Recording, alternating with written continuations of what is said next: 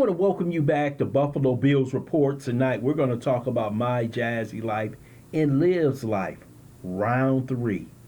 Zolo's the daddy, POF baby, and Chris the unthinkable. First, I would like for you to subscribe to this channel. Hit that like button, hit that notification button, but also comment on this video. My Jazzy life and Liv's life is back at it again. Round 3 of this beef, and these two seem to be on a clash of destruction. But my Jazzy life has let it all out.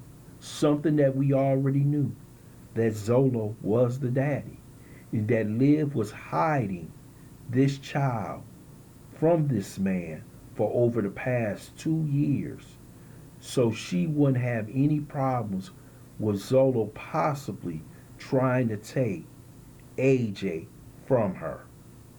We know that, and she just confirmed it with this beef. Also, she confirmed something that we already knew, that Kalani and AJ don't have the same father.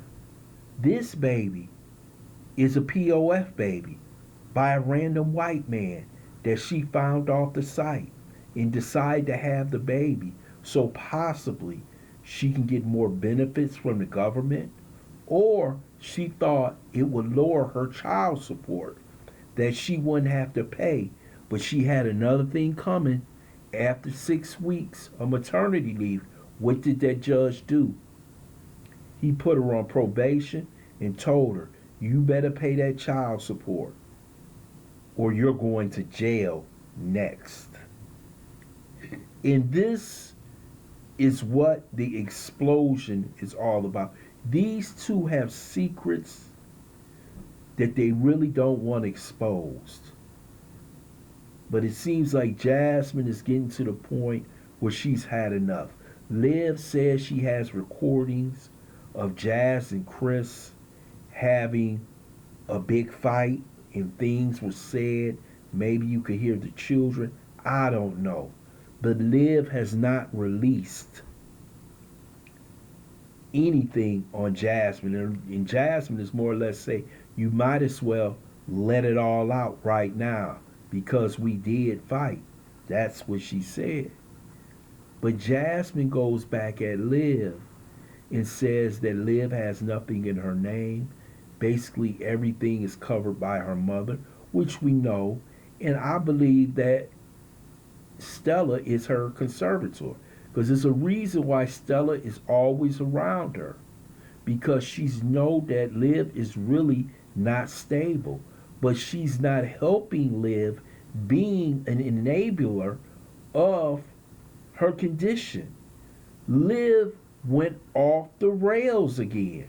This is why she doesn't have those kids, and this is why she won't be able to really see them or have them until they're 18, and by then they probably want nothing to do with her. This is how nuts she is. And she has done several things in the past to prove to us that she is not capable of having primary custody of those kids. She already said it 2-3 years ago that when she had custody, she was going to make those kids hate Gerard. She was going to turn those kids against their father. And she tried over and over again to do that. She tried to have the man shot by the police when she said he kidnapped. She tried to have him arrested by the police when she said he beat her up in front of the police station. She had him tried to have a restraining order put on him when she said he jumped on her at the mall. She has done so many things, and when Gerard says, I haven't told you half of what this woman has tried to do. The woman is something of a liar, but she's even worse than that. I think the girl is mentally ill, but I think she's partly possessed. Nobody can say and do the things that she says to individuals and just sit there and laugh about it. The things she said about Mama Dukes, Jasmine, you shouldn't have told her nothing. People told her, don't trust Liv. The things she has said about Yanni, things she said about Gerard's mother, things she said about Nisha. And this girl still hasn't had her ass beat in which she needs beat. And she needs it beat bad. Because she goes on and she doesn't think anyone will put their hands on her. But eventually, when you least expect it, that's when it's going to happen to Liv. And I want to get to this issue. Liv brought up Chris in SA with the kids. And I'm going to say this. I had my suspicions. One thing I know about Jasmine, and many of you know Jasmine, she will protect Chris with her life. She said she loved that man more than she loved herself. And when I knew that she would protect him, is when her tripod got broke. She didn't say that Chris broke it. She said that Aiden did it. That small boy, her son, the one that came out of her, she blamed him for Chris. Now, I'm not going to say this because everything is alleged. And if anything came up, he wouldn't have his job with the state because they would have investigated it. But circumstantial evidence that I was taking a look at is that when they were kids, girls was in the tub, why was he going to the bathroom? Why would Amaya say I ended up on the couch? Y'all remember that one?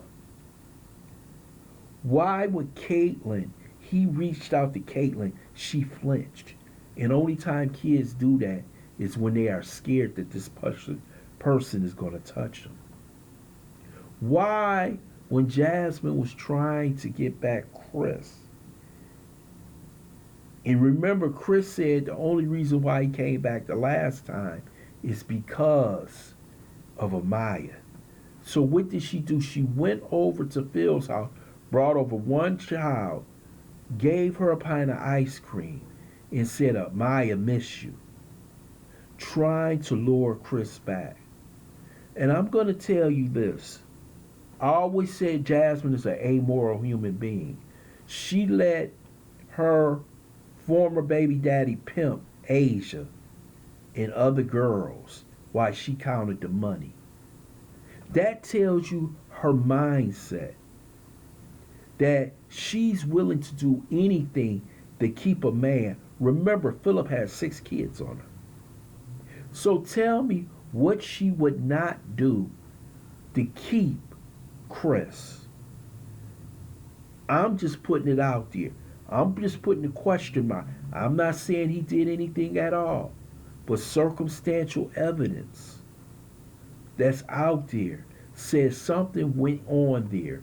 He either beat those kids or he did something else. I don't know. But I have always had that feeling that Jasmine is the type of woman who will turn her head for Chris. And many of you know this. So I'm just putting it out there. A lot of people going to say, no, hey, let me tell you something. You'd be surprised at how many men take advantage of single mothers who are desperate for men. And those women will protect those men to save that relationship. And it sounds a lot like Jasmine, but we don't have any evidence, because if we did, true evidence, I'm just talking about circumstantial. If we had really evidence, he wouldn't have that job with the state. So you could take that as you leave it, but I saw some things that I did not like. All right, I want to thank you. I want you to leave a comment in the comment section. I want to thank you for listening to Buffalo Bills Report. I hope you subscribe to this channel. Smash that like button, but also share this video.